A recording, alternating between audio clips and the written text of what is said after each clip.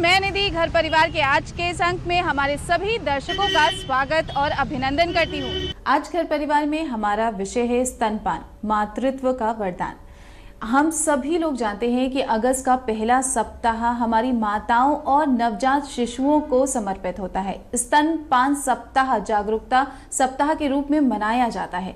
क्या कुछ खास बातें होती हैं इस सप्ताह की और ये सप्ताह मनाने की क्यों जरूरत है? स्तनपान कैसे बच्चे और एक माँ के लिए वरदान साबित होता है? किन बातों का खास ध्यान रखना चाहिए माँ और बच्चों दोनों के लिए?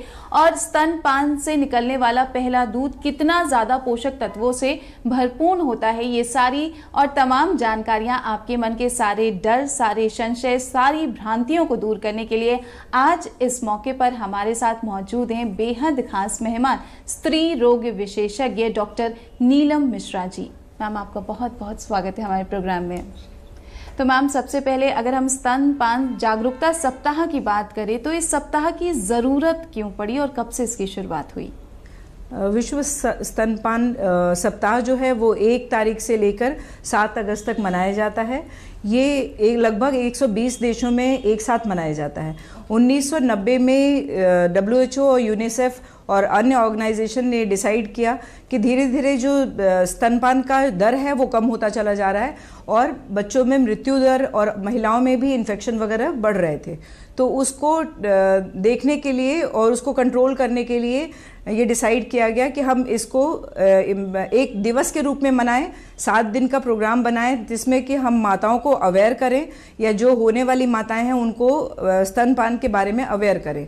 लगभग 1992 में ये पहली बार मनाने जाने लगा है। इसका इम्पोर्टेंस ये है कि माताएं जो हैं वो जैसे आजकल का जीवन शैली थोड़ा बदल रहा है, माएँ थोड़ी सी आप कह सकते हैं कि मॉडर्न हो रही हैं, तो कई लोगों के मन में ये होता है कि स्तनपान कराना बहुत ज़रूरी नहीं है, हम बाहर का दूध देकर बच्चे को पाल सकते हैं। तो लेकिन ऐसा है नहीं। जो प्राकृतिक मिल्क है, दूध है, उसका कोई भी तोड़ अभी इंसान नहीं बना सका है। तो इन सब चीज़ों के लिए ही ये दिवस या 7 दिन का समय दिया गया। मैम, हर साल एक नई थीम रखी जाती है जिस पर ये दिवस या ये सप्ताह आधारित होता है, तो इस साल की थीम क्या है? इस साल की थीम है कि अंतर को कम करना है और सभी के लिए स्तनपान समर्थन करना है। ओके मैम, जब नई माओं की बात होती है उससे पहले हम बात करें स्तनपान का दूध, जो पहला दूध जिसकी बात कोलेस्ट्रम कहा जाता है और जिसे अमृत समान बच्चे के लिए माना जाता है, इसकी क्या कुछ खासियत होती है और ये कितना ज़रूरी होता है? जो पहला दूध आता है वो पीले रंग का होता है और बहुत कम आता है। लगभग आप अगर देखें तो पूरे दिन में शायद 1 चम्मच निकले। उसको कोलेस्ट्रम कहते हैं। वो बहुत इंपॉर्टेंट होता है क्योंकि उसके अंदर जो इन्फेक्शन से लड़ने वाली इम्यूनोग्लोबुलिन्स होती हैं, इम्यूनोग्लोबुलिन ए होता है जो बच्चे के पाचन शक्ति को इस्टेब्लिश करने में और उनके गट के अंदर जो बैक्टीरिया, गुड बैक्टीरिया होता है जिसको हम माइक्रोबायोम्स कहते हैं, उनको इस्टेब्लिश करने के लिए बहुत ज़रूरी होता है। तो कई लोग सोचते हैं कि ये मवाद है पीले रंग का होने के कारण और गाढ़ा चिपचिपा होने के कारण और वो फेंक दिया जाता है, जबकि अगर देखें तो वो अमृत है, वो ज़रूर हर बच्चे को दिया जाना चाहिए। मैम, स्तनपान कराना या बच्चों को कराना और महिलाओं के लिए ये चीज़ क्यों ज़रूरी है, माँ और बच्चे दोनों के लिए? स्तनपान जो है बच्चे की सेहत को सही रखता है। जैसे मैंने बोला उसमें इम्यूनोग्लोबुलिन ए होता है, तो उससे क्या होता है कि बच्चे को पेट के जो बीमारियां होती हैं जैसे दस्त, हमारे देश में जो बच्चों के मृत्यु होती है वो बहुत ज़्यादा दस्त के कारण होता है, तो उससे बचाती है। उसके अलावा जो बैक्टीरियल और वायरल अन्य इन्फेक्शन है जैसे कान का इन्फेक्शन और बार बार खांसी होना, एलर्जी और एस्थमा, इन सब से बच्चे को बचाती है। और ये भी है कि जो दूध है, जो माँ का दूध है, वो बच्चे के वजन को बिल्कुल सही अनुपात में रखता है। उसके कारण आगे चल के जो बच्चों की बीमारियाँ, जो वयस्क बीमारियाँ हैं जैसे डायबिटीज़ है, हाइपरटेंशन है, वो ज़िंदगी में लेट आता है। तो ऐसे देखा गया है कि जिन बच्चों को माँ ने 2 साल तक दूध पिलाया है उन लोगों का वजन सही होने के कारण उनकी बीमारियां लेट आई हैं। उसके अलावा ऐसे बच्चों का IQ भी बेटर होता है क्योंकि जो बच्चा माँ के साथ दूध पीता है उसकी जो बॉन्डिंग होती है मदर के साथ, उससे उसका जो भावनात्मक ग्रोथ होता है वो बहुत अच्छा रहता है। उसके अलावा माँ को बहुत सारे फ़ायदे होते हैं और ब्रेस्ट मिल्क अगर रेगुलर पिलाते रहते हैं तो ब्रेस्ट के कैंसर और ओवेरियन कैंसर का रिस्क ऐसे महिलाओं में बहुत कम हो जाता है। मैम, स्तनपान को लेकर बहुत सारी माँओं के मन में बहुत सारी भ्रांतियाँ होती हैं, बहुत सारे डर होते हैं इस पीरियड को, क्योंकि वो पहली बार एक्सपीरियंस कर रही होती हैं। तो वो क्या कुछ भ्रांतियाँ होती हैं और उन डर और उन भ्रांतियों को कैसे दूर किया जा सकता है? बैलेंस डाइट खाएं और थोड़ा सा व्यायाम कर सकती हैं, तनाव मुक्त रहें। ये बहुत ज़रूरी है कि माँ तनाव से मुक्त रहें, अपने आप को अच्छा से हाइड्रेट करके रखें, मतलब जितना वो पानी पिएंगी उतना उनके लिए अच्छा है। उसके अलावा वो दूध फ्रिक्वेंटली निकालती रहें या दूध पिलाती रहें। कई माएँ काम करती हैं तो वो अपने दूध को निकाल कर स्टराइल कंटेनर्स में रख के, मतलब छोटे छोटे डब्बों में रखकर फ्रिज में रखकर जा सकती हैं। जो बच्चों का ध्यान पीछे रख रहे हैं वो उनको हल्का सा गुनगुना करके उनको पिला सकते हैं। तो माँओं को अपना ध्यान इस तरह से रख सकते हैं। और उसके अलावा जैसे दूध निकालने जा रहे हैं तो हाथ को साफ रखें और रोज़ स्नान रखें, ये बहुत ज़रूरी है। और इन्फेक्शन की दवाइयाँ लें, नहीं तो वो मेस्टाइटिस या इन्फेक्शन और फिर ब्रेस्ट एब्सेस में कन्वर्ट हो सकता है। मैम, आपने अभी अभी हमसे जो ब्रेस्ट पंप का जिक्र किया है उसमें आपने बताया कि अगर कोई वर्किंग वेमेन है तो वो अपना दूध ब्रेस्ट पंप में निकाल के जा सकती है। ये दूध कितने देर तक सेफ रहता है? इसका इस्तेमाल कितने देर तक किया जा सकता है? क्या पूरे दिन या फिर कुछ घंटों के लिए ही ये सेफ रहता है? तो जो दूध निकाला जाता है वो अगर आप रूम टेम्परेचर पे रखेंगे तो 2 घंटे तक खराब नहीं होता, और अगर फ्रिज में रखा है तो 2 दिन तक खराब नहीं होता। तो जैसे कई माएँ होती हैं किसी कारणवश बच्चे को फीड नहीं करा पाती हैं, तो अगर आप बड़े शहरों में जाते हैं तो जो गवर्नमेंट हॉस्पिटल्स हैं उनमें ब्रेस्ट मिल्क का बैंक होते हैं, जहाँ पे कि मिल्क जो माँओं को ज़्यादा बनता है वो जाके डोनेट कर सकती हैं, और जिन बच्चों के लिए रिक्वायर्ड होता है वहाँ लेके पिलाया जा सकता है। मैम, आपने अभी एक ब्रेस्ट से बहुत ज़्यादा मिल्क प्रोडक्शन की बात की, तो ऐसा नॉर्मली भी बहुत सारी मदर एक्सपीरियंस करती हैं कि उनका एक ब्रेस्ट बहुत मिल्क प्रोडक्शन कर रहा होता है और एक नहीं। ऐसे में जो नहीं कर रहा होता है वो हेवी फील होता है, तो बच्चे के अंदर भी सिर्फ एक ब्रेस्ट की तरफ अट्रैक्ट करने की आदत होती है। इसको कैसे बैलेंस किया जाए, इस समस्या को कैसे दूर किया जाए? जो ब्रेस्ट मिल्क कम बनता है उसका मेन कारण तो यही होता है कि अगर आप बहुत जल्दी जल्दी फीड नहीं कराएंगे, फ्रीक्वेंसी अगर कम है फीडिंग की, तो मिल्क प्रोडक्शन कम हो जाता है। अगर मदर हाइड्रेटेड नहीं है, अगर वो बहुत तनावग्रस्त हैं और जल्दी जल्दी फीड करा के हटा लेती हैं, या उनके निपल्स में क्रैक आ जाती है, या उनके ब्रेस्ट में इन्फेक्शन या ब्रेस्ट एब्सेस बन जाता है, तो ऐसे सूरत में जो मिल्क प्रोडक्शन है वो कम हो सकता है।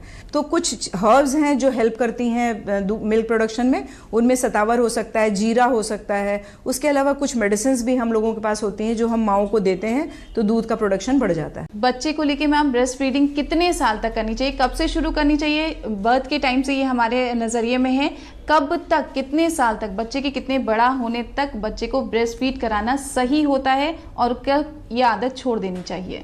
पहले 6 महीने में तो कोशिश करना चाहिए कि एक्सक्लूसिव ब्रेस्ट मिल्क पे रखें। एक्सक्लूसिव का मतलब है आप बच्चे को पानी भी नहीं देंगे, कोई भी ऊपर का दूध नहीं देंगे, कुछ नहीं देंगे। अगर हो सके तो 6 महीने तक अपना ही सिर्फ दूध देना चाहिए माँओं को।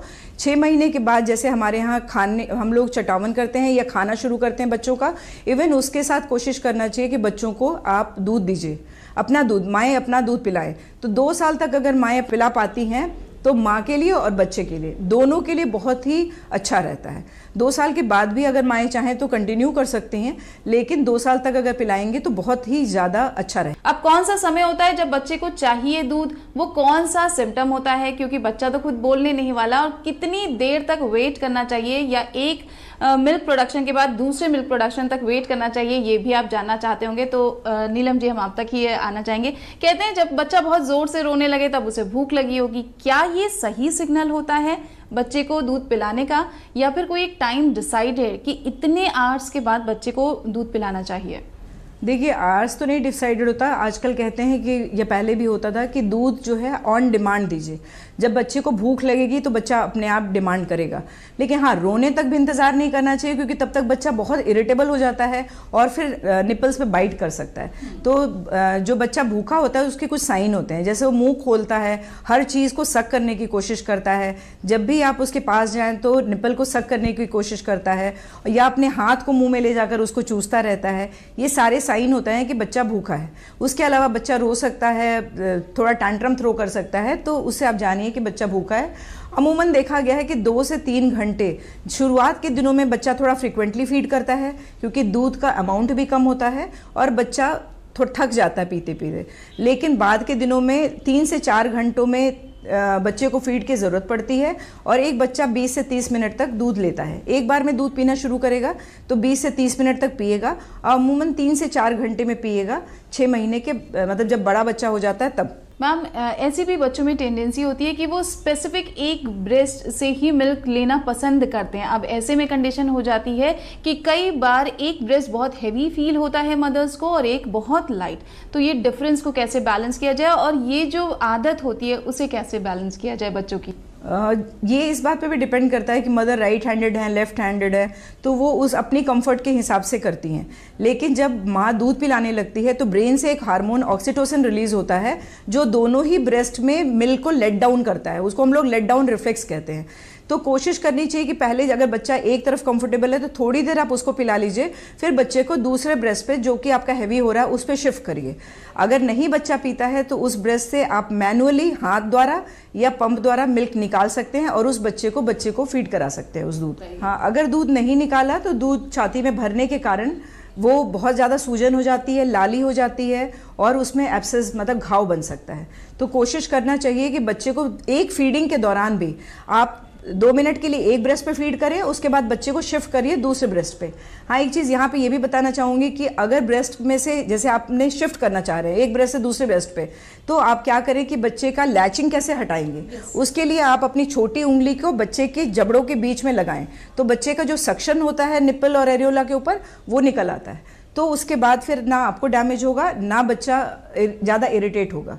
तो उसके बाद फिर आप उसको दूसरे ब्रेस्ट पे शिफ्ट कर सकते हैं। बहुत सारा डाइट इशू भी रहता है कि आपको क्या खाना है क्या नहीं खाना है, क्योंकि प्रेगनेंसी के बाद एक जनरल मेंटल स्थिति होती है कि हमें अपना वेट लूज करना है मैम। और आज के दौर की बात करें तो बहुत सारी महिलाएं हैं जो तुरंत ही नेक्स्ट डे से अपना वर्कआउट करना चाहती हैं या ऐसी डाइट फॉलो करना स्टार्ट कर देती हैं जिससे उनका वेट कम हो जाए।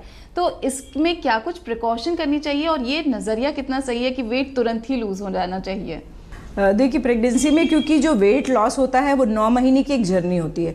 3 किलो हम कहते हैं कि 9 से 11 किलो का वजन जो है वो आपका बिल्कुल एडिक्वेट या हेल्दी वेट गेन है। उसको लूज़ करने में कम से कम 6 महीना तो लगेगा। तो माओं को ये जानना ज़रूरी है कि वैसे ही लैक्टेशन में उनकी डिमांड बढ़ जाती है, 500 कैलोरी एक्स्ट्रा लूज़ करेंगे ही करेंगे। तो डाइट को अपने बैलेंस रखिए, हाई प्रोटीन डाइट खाइए, हरी सब्जियां, फल इनका इस्तेमाल करिए, नट्स हैं, सीड्स हैं, इनका इस्तेमाल करिए। फास्ट फूड्स होते हैं और बेवरेजेस हैं जो हाई कैलोरी डाइट्स हैं उनको ना खाएं।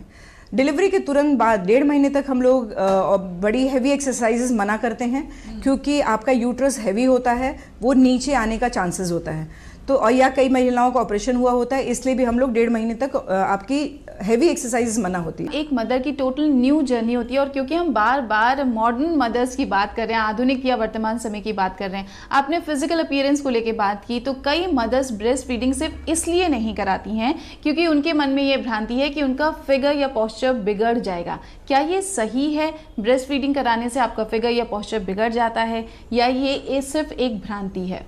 जो आजकल की मॉडर्न लड़कियां हैं, चाहे मतलब जो भी महिलाएं हैं, वो थोड़ा सा अपने आप को समय दें, क्योंकि मातृत्व का जो समय है, जो सफ़र है, वो थोड़ा मुश्किल है। तो आप, और वो एक दिन में पूरा नहीं होता। 9 महीना बच्चा पेट में रहता है तो कम से कम 2 साल तो लैक्टेशन और वापस अपनी जगह जाने का अपने आप को समय दें।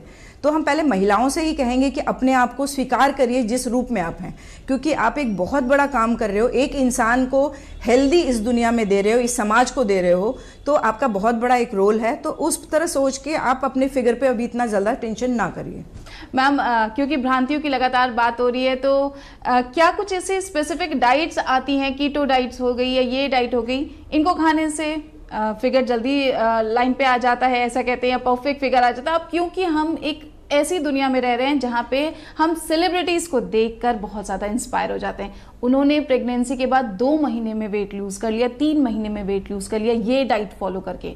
क्या किसी भी तरह की डाइट को फॉलो करना सही होता है या डॉक्टर से कंसल्ट करना बेहद ज़रूरी है? देखिए, ये जो हम सेलिब्रिटीज़ को देखते हैं, आधे से ज़्यादा तो जहाँ तक हम लोगों को भी सुनने को मिलता है, उनकी वो प्रेगनेंसी सरोगेसी या किसी और रूप में आई होती हैं। क्योंकि देखिए, वजन जो है हेल्दी रूप में जो गिराना है वो 2 से 3 किलो हर मंथ गिर सकता है विद एक्सरसाइज एंड डाइट। आप हाई प्रोटीन डाइट खाइए, लेकिन पूरा प्रोटीन आप खा ली, जैसे कीटो डाइट है, वो नहीं कर सकते, बिकॉज वो आपके गुर्दों के लिए नुकसानदायक होता है। तो अभी आपके 9 महीनों में आपके शरीर में बहुत सारे बदलाव आए हैं, उनको वापस रिवर्ट बैक करने में थोड़ा समय लगता है। और ये सारा मिथ्या है। और थोड़ा सा समझने की कोशिश करें कि बहुत सारे आजकल, जैसे आप मॉडर्न लड़कियों को सबको पता होता है, बहुत सारे फिल्टर्स होते हैं, यूज़ होते हैं, बहुत सारे बाद में पिक्चर लेने के बाद उनके पिक्चर्स को ठीक किया जाता है, तो वो ओरिजिनल रूप में आपके सामने नहीं आती हैं। तो इसलिए आज की माएँ अपने आप को सेलिब्रिटीज से बिल्कुल भी कंपेयर ना करें। मैम, चलते चलते क्योंकि अब प्रोग्राम के अंत का समय हुआ चला है, तो क्या कुछ संदेश आप देना चाहेंगी? मैं जो माएँ हैं उनसे कहना चाहूँगी कि अपने बच्चों को ज़रूर स्तनपान कराइए, क्योंकि उससे आपके बच्चों की आपसे बॉन्डिंग बढ़ती है।